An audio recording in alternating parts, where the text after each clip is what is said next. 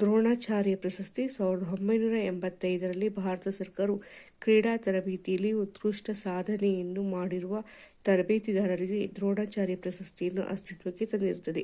ಈ ಪ್ರಶಸ್ತಿಯು ಪ್ರಸ್ತುತ 15 ಲಕ್ಷ ನಗದು, ದ್ರೋಣಾಚಾರ್ಯ ಕಂಚಿನ ಮೂರ್ತಿ ಹಾಗೂ ಪ್ರಮಾಣ ಪತ್ರವನ್ನು ಹೊಂದಿರುತ್ತದೆ. ಭಾರತದಲ್ಲಿ ಉತ್ತಮ ಕ್ರೀಡಾಪಟುಗಳನ್ನು ಸೃಷ್ಟಿಸುವಲ್ಲಿ ಕ್ರೀಡಾ ತರಬೇತಿದಾರರಿಗೆ ಪ್ರೇರೇಪಿಸಲು ನೀಡುವುದು ಹಾಗೂ ಭಾರತದ ಕ್ರೀಡಾ ಸಾಧನೆಯನ್ನು ಹೆಚ್ಚಿಸುವುದು ಈ ಪ್ರಶಸ್ತಿಯ ಬಹುಮುಖ್ಯ ಉದ್ದೇಶವಾಗಿರುತ್ತದೆ.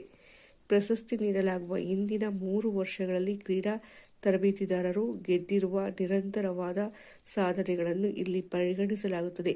ಭಾರತದಲ್ಲಿ ಕ್ರೀಡೆಯನ್ನು ಸುಧಾರಿಸುವಲ್ಲಿ ತಮ್ಮ ಜೀವನವನ್ನು ಮುಡುಪಾಗಿಟ್ಟವರನ್ನು ಗುರುತಿಸಲು ಈ ಪ್ರಶಸ್ತಿ ಅತ್ಯಂತ ಸಮರ್ಪಕ.